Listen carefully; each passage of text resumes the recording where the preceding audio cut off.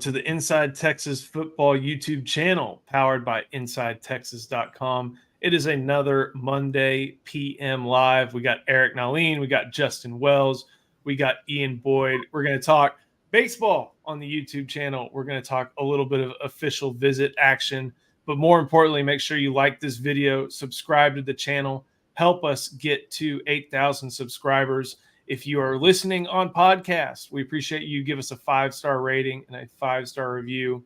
If you're not a member, head to InsideTexas.com. Use the promo code IT1. Get yourself 2 months of access for just $1. And it is an interesting time of year. Official visits are now over. We are in the midst of the team being in summer workouts. And obviously, Eric, baseball made a move today, and that's drawing a lot of different attention with David Pierce being let go as University of Texas head coach. Yeah, that was a mere formality that was kind of set in stone for probably 10 days at least, probably before that actually. Today just went public more than anything. Pierce knew his fate days and days ago. Now it's public, and there's a job opening at one of the most prestigious baseball schools in the country. Yeah, I think that anybody associated with the program knew that it would take a deep, deep playoff postseason run, and Texas did not even make it to as far as a regional final. They've made it pretty far under David Pierce. They've been to Omaha, ran into the Will Bednar buzzsaw in 2021, but ever since then, it's been downhill. You make the national semifinals, and you just make Omaha. Then you just make the super regional round and you lose in unfortunate fashion. And now you don't even win, you don't win 2 games in your regional. And of course, as you're heading to the SEC, the toughest baseball conference, Eric, and Justin, it's basically the baseball conference. We talk about SEC football being difficult and the challenge it'll be, but among sports, Justin, the SEC in baseball is pretty much the toughest conference in any sport in the country. Even before we knew about Texas moving to the SEC, I felt like with your coverage of Texas playing SEC teams in non-conference and in tournaments over the years, we've gotten a pretty good idea. Every time you would go somewhere, you would come back with, man, you can't believe how LSU is, or man, Ole Miss and Mississippi State, like this is serious. Like it kept building and getting bigger. And I think as football became this monster in the SEC, baseball kind of tagged along. And granted, they've always been solid. They're always great teams. Florida, LSU, there's a ton that come out of that conference. But it's almost like they piggyback with football and become the baseball conference. The home fans, the home field advantage, that is all legitimate in that conference. Like they do it big. It's not just football in that region. They do it big. And I want to ask you, from that standpoint, you've seen it on the ground, okay? You've had your boots down there. You've seen what it is. How important is this hire for CDC? Because he knew how important it was for football and in another instance, maybe basketball going in. But for baseball, I mean, is this program in Texas prepared for the rigors of an SEC schedule? I think this coaching hire is going to be the answer to that. I think it will be. The portal is open until July 2nd. There's not been very many moves on the Texas side of things. I think only 2 players, Ryan Fontenot and Sam Ardoin, have jumped into the portal since the season ended, which means there's probably been a lot of wait and see with the roster. And to your point, I have a long spiel about this, but basically between Texas and Atlanta and Georgia kind of being the only 2 main SEC states that have an MLB program, Florida's its own thing. But when you're doing nothing in the spring, when football is away, you got to dive into something if you're in the state of Mississippi, state of Arkansas, the state of Louisiana. And even though it's not the TBS Superstation days where the Braves were broadcast all over the country, you're going to want to root for the home team. And so that's why as you have that Braves cap on as well. So you're going to want to root for the home team, and the home team is right there in Starkville or Oxford or Fayetteville. And that's why people care so much about SEC baseball, which also means they invest a lot in SEC baseball. I don't think Texas is like just way, way far behind in that aspect, but the best coaches in the country are in the SEC. The best talent in the country is in the SEC. and David Pierce was not leading a program that was competing with those SEC schools entering not just this year but going forward. So I think this was a move that was time to be made. I think a lot of people have a lot of fond memories of David Pierce and will be thankful for his tenure. But at the same time, they also understand that it is time for a move. So I see a lot of different comments in the chat. Are we Vols fans tonight, or are we A&M fans? Ian, I'm going to throw this to you.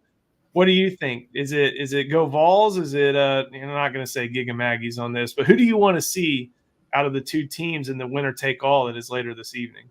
It's always going to be go team playing Texas A&M, right? Unless maybe it's Oklahoma. I don't know how we'll see it if as far as like various coaching candidates and who could emerge from either of these schools or somewhere else. But you definitely want the Aggies to lose, right? This is pretty simple. I'm pretty conflicted on it. I'll go into more detail on it later tonight or tomorrow morning. Probably it's more conflicting. I think there's a couple of angles in play here. Yeah, we'll see. Hopefully, it's a good game. If I'm going to watch it, I want it to at least be entertaining, right? Yes. It always shapes up being that way unless it's Kumar Rocker or Jack Leiter pitching, and that always is a little bit of a dominant thing. But should be fun. Having been to Omaha, Justin, kind of like you mentioned, having been to various college baseball places, it's a lot of fun, and it's a great place for sports fans. So before we get going, I want to give a quick thanks, I believe, to our sponsor, and that would be Mortgages by Gabe. Gabe, hey, Justin, how many different lenders does Gabe have access to? 70. The big banks only go one, maybe two deep. Gabe goes 70. He's got range. Gabe can help you if you're buying a farm, as we've joked about, a condo, a house, anywhere in Texas. Mortgagesbygabe.com. Give him a call at 832-557-1095. We've got some interviews actually gathered from some of the Texas official visitors who were there over the past weekend. We got to start with the 5-star wide receiver, Jamie French, someone who has shown a lot of affinity for Texas, someone who Texas really feels strongly about. There are some other schools circling like Miami and Tennessee and LSU. But Justin, before we get to French's comments, what were some of the takeaways you got from him throughout the course of his visit, or from anybody involved? No, well, I mean, yeah, I talked to a couple people close to his recruitment, and then I caught up with Jamie last night. Just a few text messages. It was what he expected. He really wanted his parents to get that feel, and them being there was huge. And that's exactly what they got. Jamie's been getting closer with KJ Lacey. They've known each other for well over a year now. So that relationship's built, and they've been working on each other. They're getting Lockett into that mix as well. And we know how much KJ and DeCorian are talking. With Jamie, I think the big thing was he just wanted his parents to see the whole shebang. He wanted them to be able to experience everything that he had seen when he had first come back in April. And so his fit in the offense, fit in the environment, fit in the culture. If you've ever spoke to Jamie, he is a delightful kid he radiates positive energy. He's a guy you want in that locker room. He's a 5-star for a reason.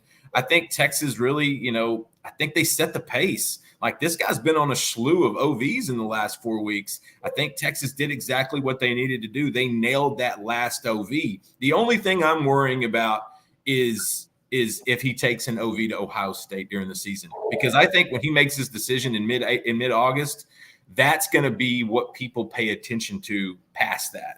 I love where Texas stands when he makes his pledge in August, but Ohio State's not going to let up. They're recruiting his buddy 7-on-7 partner Vernell Brown. They're trying to get into more with those Florida kids. It'll be interesting, but Jamie French in Texas at this stage just makes a lot of sense. If anything, and I think this interview will explain, if it doesn't, I'll chime in after, but we'll let him talk about this. The dead period, I think, started today, goes through about July. Could be another opportunity for French to make it to the 40 acres. But I'll go ahead and let Jamie do the talking for us. Where's Texas right now on this after this official visit? Man, they're definitely up right now, but I'll say everybody's on the even platform bar. You know, with this whole July, me and my family going to sit back, think about it. I'm going to make my decision on the 30th, for sure. Yeah, no doubt. Is there anywhere you want to see that last weekend of July when the dead period opens up or get back to? Man, if anything, it'll be this place, if anything, for sure. Texas, for sure. Okay. Which schools are then in the mix for that August decision?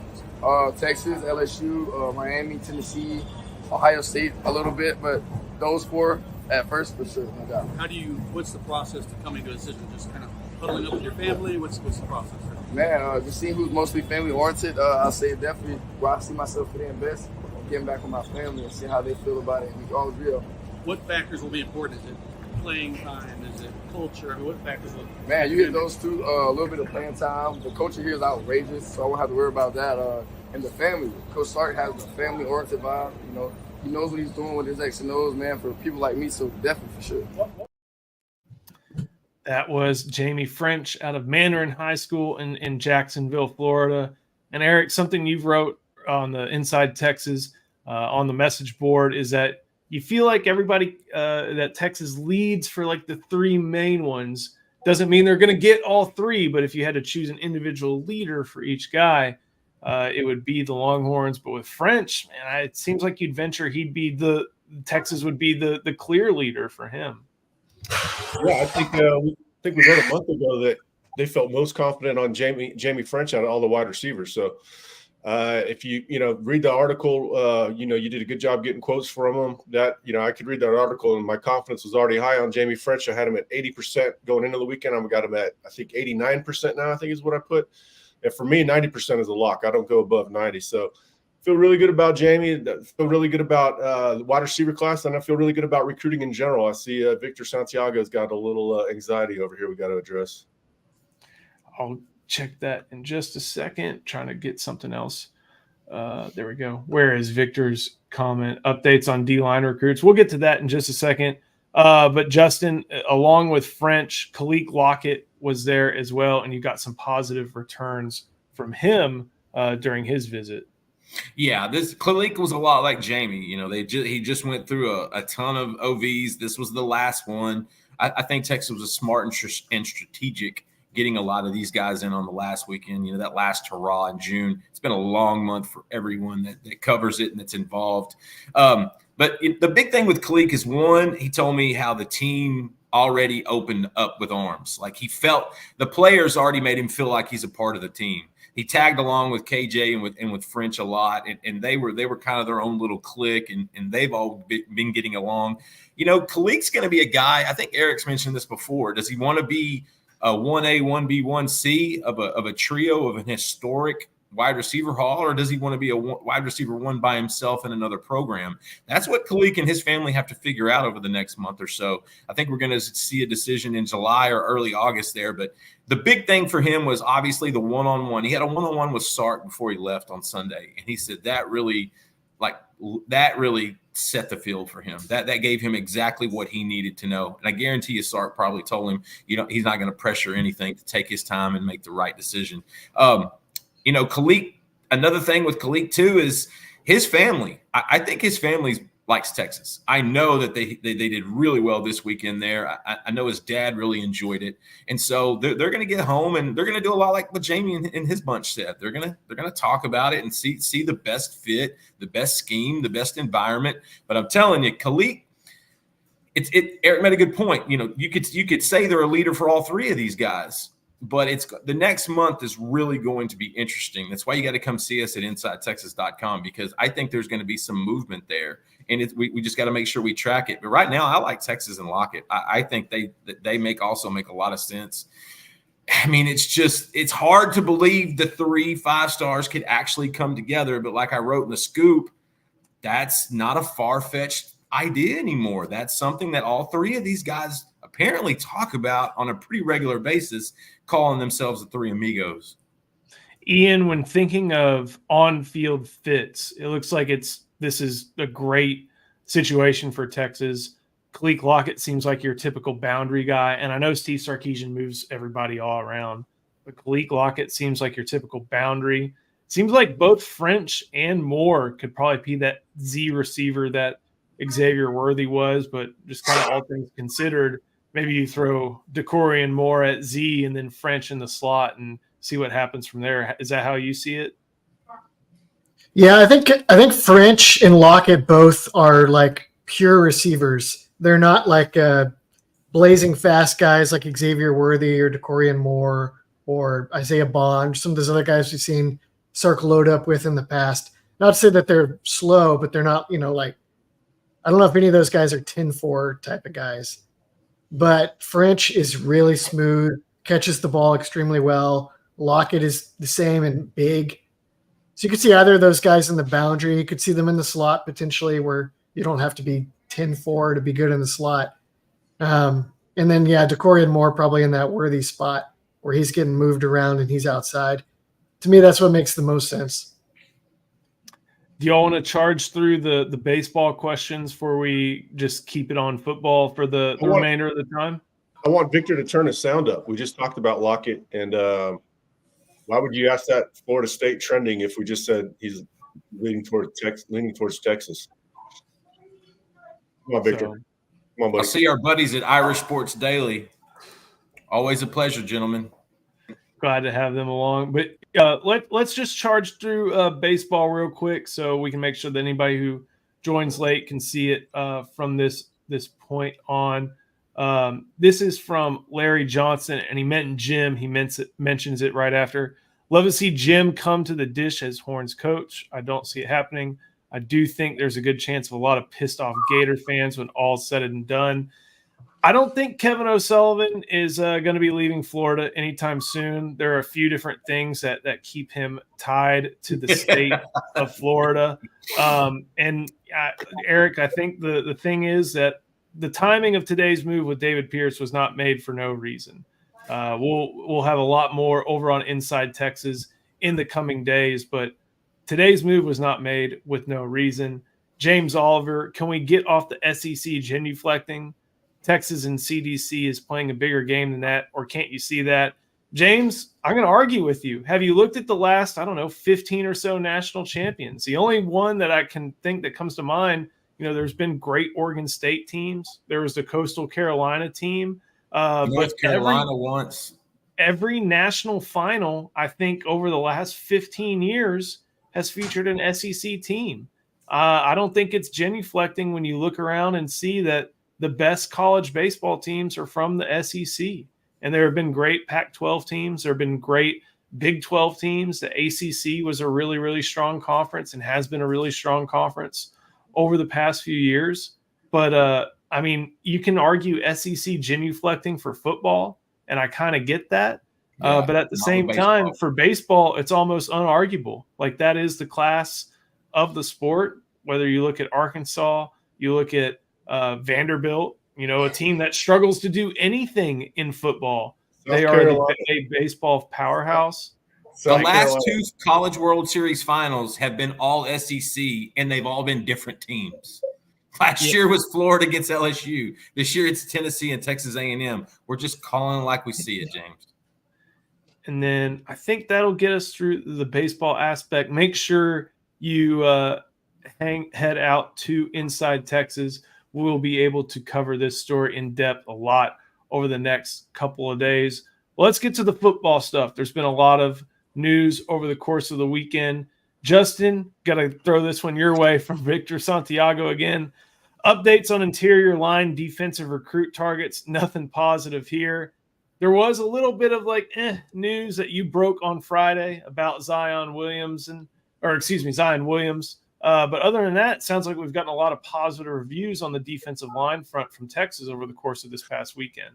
Absolutely. Like Eric and I were talking about it earlier. DJ Sanders had a great time. And that's a recruitment that I think it's been tilting a little bit towards Austin here lately. And his mother's getting a lot closer with the Texas staff. And I think that is just crucial because if he leaves the state, it might be Michigan. But if he stays close to home, I like where Texas is right now. Josiah Sharma, that's one that we've been worried about Alabama this entire time.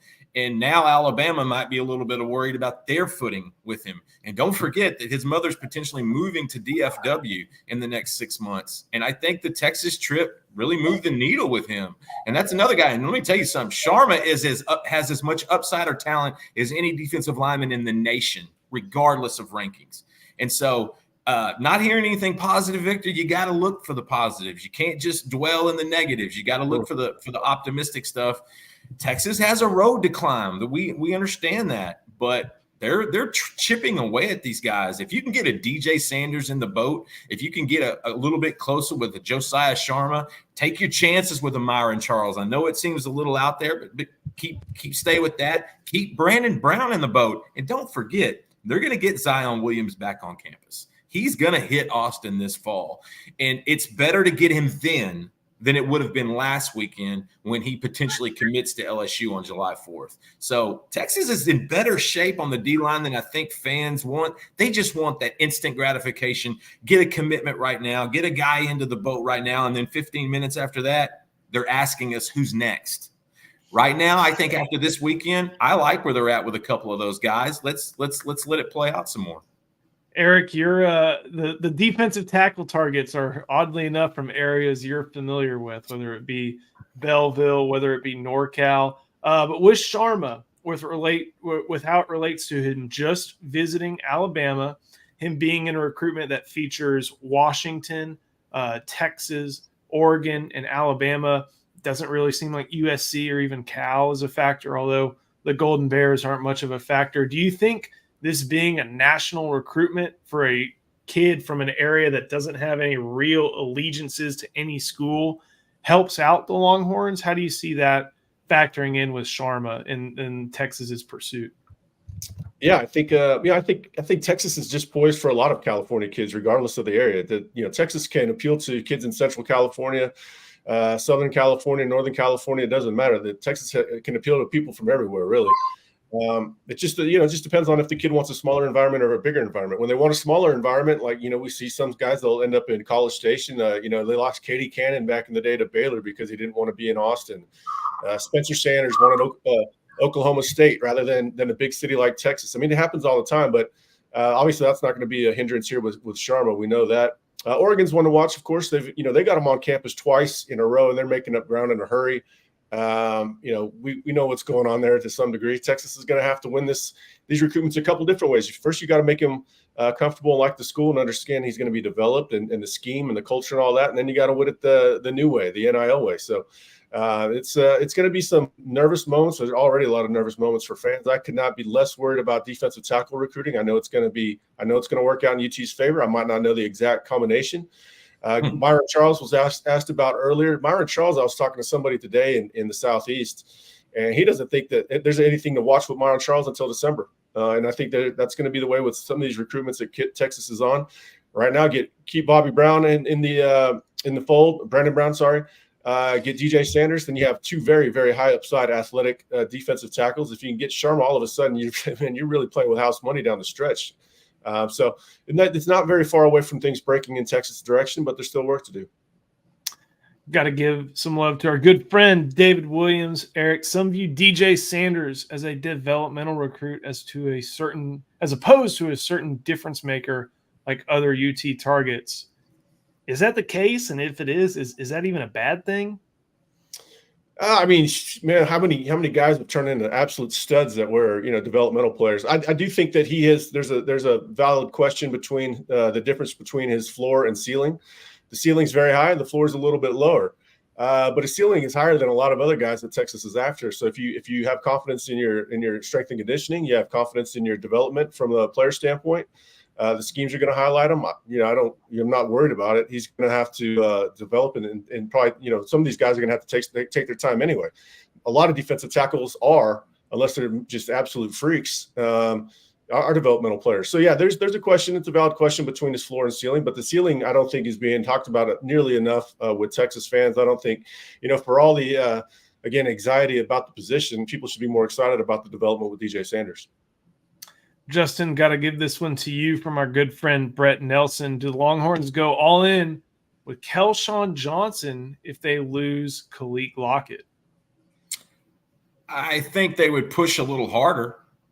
I know they want him. I know they love his upside and what he can bring, and he's raw too. That's a kid that he could get developed and really turn into a game changer, multi-sport kid. I think it's going to be the depth chart that's going to hurt Texas with Kelshawn Johnson, because Texas A&M is essentially telling him he can play right away. He can come on campus and play as a freshman, whereas Texas is telling him he's going to have to earn that spot, and there's going to be some dogs ahead of him on that depth chart. And so sometimes the depth chart does hurt you when you're building out a healthy program. Sometimes too many good players at one spot might deter a player to look somewhere else where the depth may not be as daunting. And so I don't necessarily think if it's an all-in, Brett. I think it's more Texas might push a little bit harder for Kelshawn. But listen, again, he's looking at playing time. He wants to get on the field early. I don't think he can do that at Texas like he can A&M. That's why I think College Station is kind of where he's leaning right now. But Lockett picks somewhere else. Texas makes a call to Kelshawn. You never know. That third and fourth spot, to me, outside of Decorian Moore and Jamie French, are going to be the most fascinating with wide receiver recruiting in this cycle. Ian, got a good one for you. Let's say, again, another hypothetical, Moore, Lockett, and French make it to Texas. How do they compare to Sark's big three at Bama? Could probably argue a big four between Devontae Smith, Jalen Waddle, Henry Ruggs, and I'm forgetting the other one. Von Mechie, the guy for the Texans. It wasn't Mechie, it was Jerry Jeudy. And I know that there are only three of those on the field at one time because Steve Sarkisian, of course, likes using a tight end. So how do those three compare to Sark's big three at Alabama? Just kind of looking at current All Pros and Pro Bowlers versus high school 5-stars. What are your thoughts on this one? Yeah, that makes it kind of tough, doesn't it? You have some guys that have already proven it at the NFL with like 1,000-yard seasons there versus guys that they look extremely talented, but haven't quite been there yet. Another comparison, I know that Alabama is the easy comparison, but another comparison for Texas right now is Ohio State. Just the way they keep rotating in 5-stars and translating them into NFL guys at all three spots. I think that's where Texas is getting with Sark. And we all know all too well, part of the reason that Ohio State was able to do that was because they were winning some of these big battles for guys like a French that would overlap with Texas, or just guys straight out of Texas like Garrett Wilson, or like Jackson Smith and Jigba. Yeah, Jackson Smith Ninja, right? So I think that's kind of what Texas is building right now, is almost more of a rival to Ohio State. That'd be the right team to rival. It gives Chris Jackson a lot of great feathers in the cap on his recruiting ability, especially when going up with someone like Brian Hartline. Like this one from Jeff G. and Eric, I think you can speak to this one, especially when we think about Alex January and some of the good reports we've heard. Are defensive tackles and early enrollees not much of a thing? I think it's a thing, just kind of like it is for a lot of different high school prospects at this point in college football. But the old adage is the closer you are to the football, the tougher it is to see the field early. And even if you're there over the course of the spring, getting ready, getting acclimated, it's still tough compared to guys like Alfred Collins, Verton Broughton, Jermaine Lole, Bill Norton, Tia Savea, all those guys who have been in college football for 4 years. Yeah, I mean, all things considered, you always want players to enroll early. It just benefits them to start their developmental clock, get acclimated to college, and the demands. The grind is entirely different. The demands on their time are entirely different.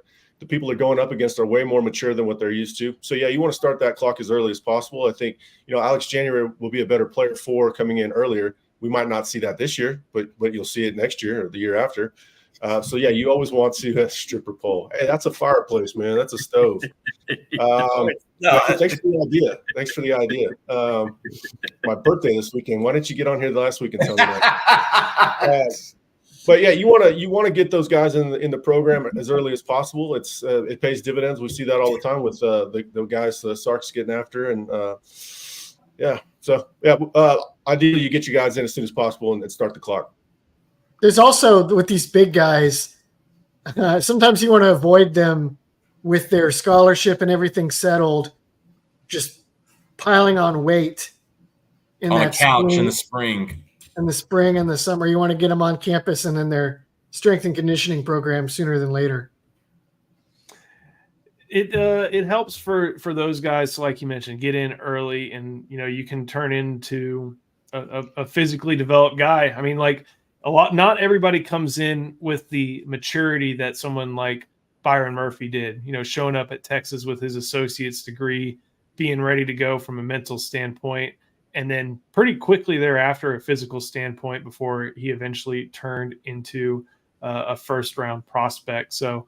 It obviously helps, but the time frame is different for everybody. This is a good one from Russ Swaim. Do you let a bird go if you don't have another one? Hand Del Conte doesn't normally swing and miss on his coaches, right? What does Tulowitzki do? I think reports are saying that Tulowitzki would stick around for whoever's next in the program.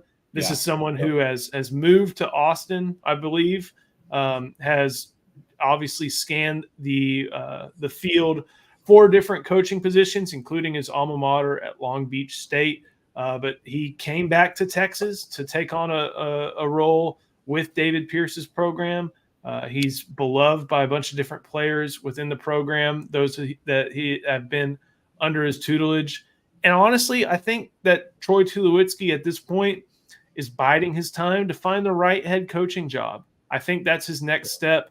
As a coach, he's done some great things for Texas. If you remember that 2021 team, so many different players spoke to the impact that Tulowitzki had, not just like the infielders and not just the left side infielders, but everybody, the hitters, about the impact that he had, about just how you physically and mentally approach the game. I think Tulowitzki is going to be a part of the Texas program for as long as he wants to. And then when he doesn't, it's probably going to be to take over a head coaching job at one of the next spots. Would Texas baseball consider Wayne Graham? I think Coach Graham's almost 90, so I think I thought about this earlier, Joe. I honestly thought about texting you that question, and then I had to remind myself, was he still alive? He's still alive. Okay, I thought we saw something a couple years ago where he may have passed. That dude is old.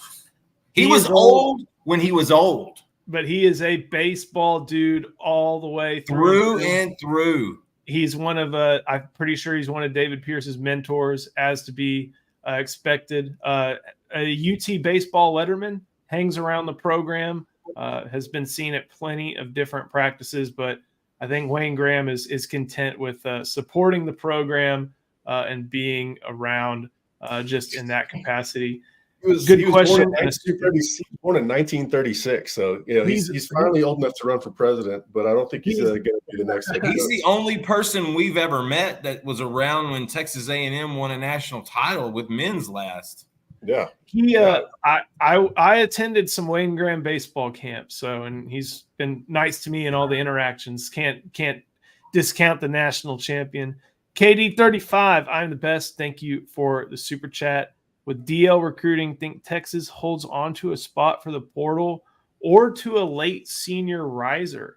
There are some guys that might fit the senior riser category, but Eric, they're just going to hold spots open for the portal no matter what at this point. Yeah, I expect they'll take four high schoolers and probably maybe even 2 portal guys, depending on how guys develop. A lot of it is dependent on how their young guys develop. And they don't have a lot of young guys that they're they have role players that they like, but not guys that are going to be the next stars. And so I think they're going to go very big in high school with 4 and probably 2 more in portal. They're going to lose Alfred after this year, Bill Norton, Lole's gone. So they're going to have a lot to replace, not just bodies, but experience. You're not going to replace experience with high school players. So don't worry, they'll have room for the portal too. Interesting question real quick from Rich Harvey. How about Tulowitzki for head coach? Not happening. Texas is not going to hire somebody to be the head coach of their baseball program without any head coaching experience. We don't think Troy even wants that job right now anyway. No, I don't think so either. And that's not just about Tulowitzki. I think that's in general. Texas is a job that's good enough to where you do not need to dip into the assistant ranks. And even Steve Sarkisian was a little bit different scenario, having been a head coach in the past. Don't look at the cross sport reference, but I think Texas at this point, all they're doing is hiring head coaches. Here's an interesting one. I like this from E. Kim. Talk a little bit about the team. Ian, you're going to get this one since it's a little bit tougher.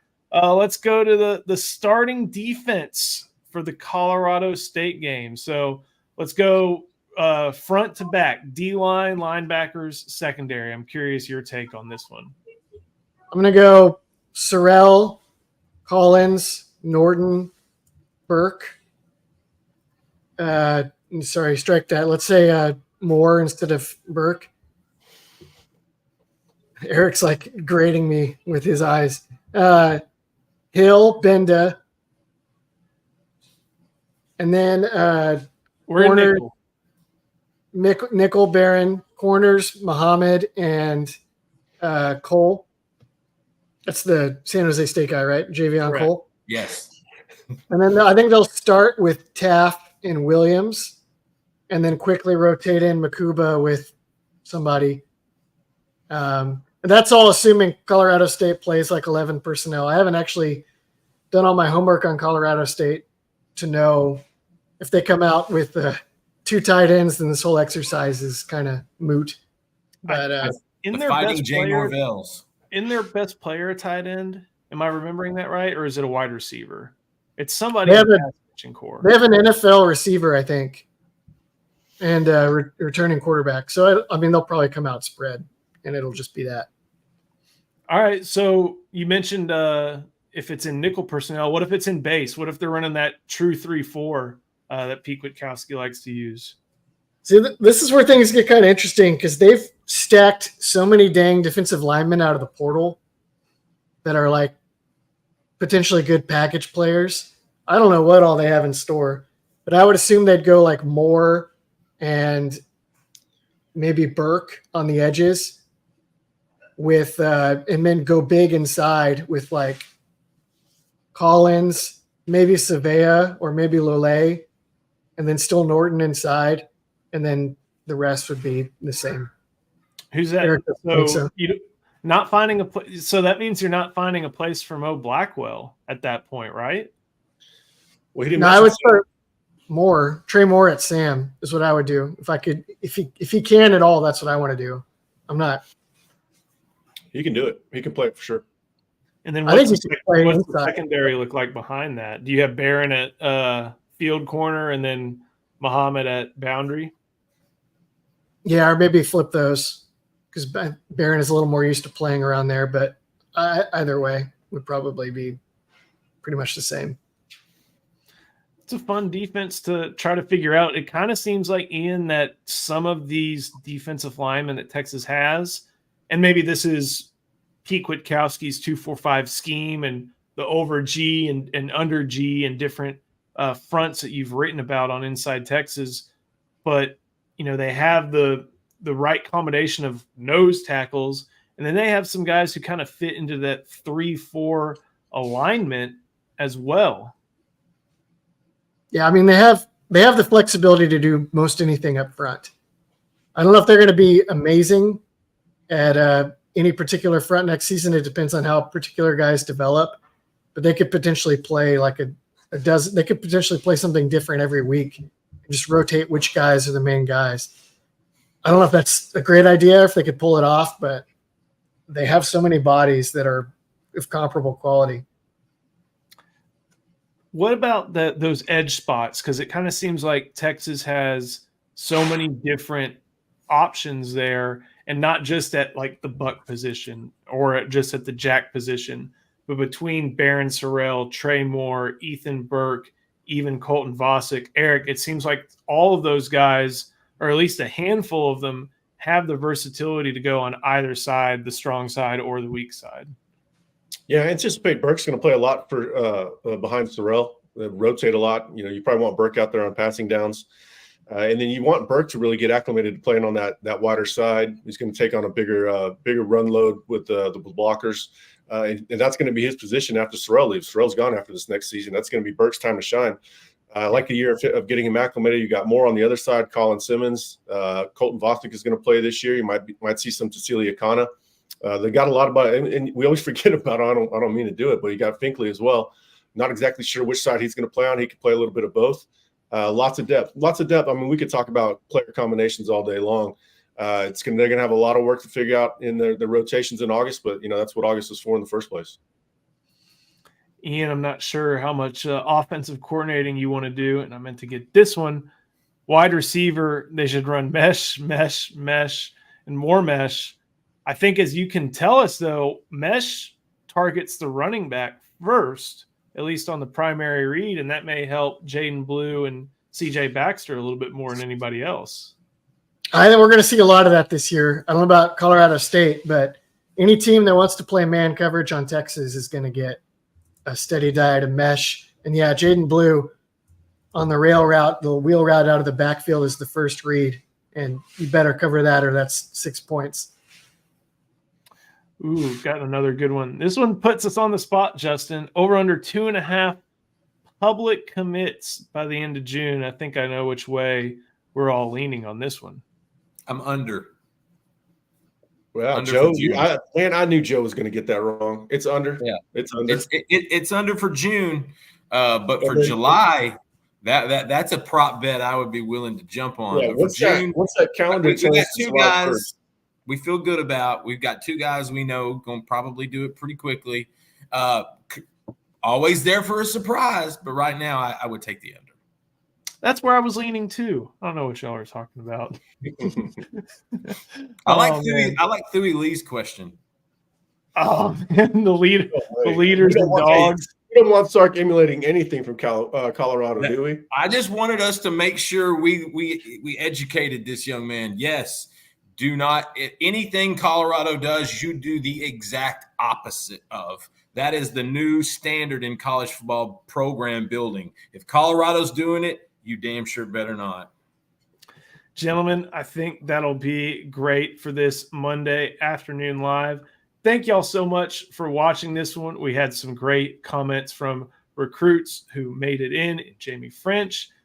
We have a lot more recruiting coverage here on Inside Texas coming up. So make sure you head to Inside Texas, use the promo code IT1, get 2 months of Inside Texas access for just $1. Make sure you like this video, subscribe to the channel, and if you are listening on podcast, make sure you give us a 5-star review and rating. Head to InsideTexas.com. Again, we're going to have so much different coverage from this past weekend's official visits, and of course, all the possible commitments that we have on the way. Thank you so much for watching. We'll see you next time on the Inside Texas Football YouTube channel, powered by InsideTexas.com.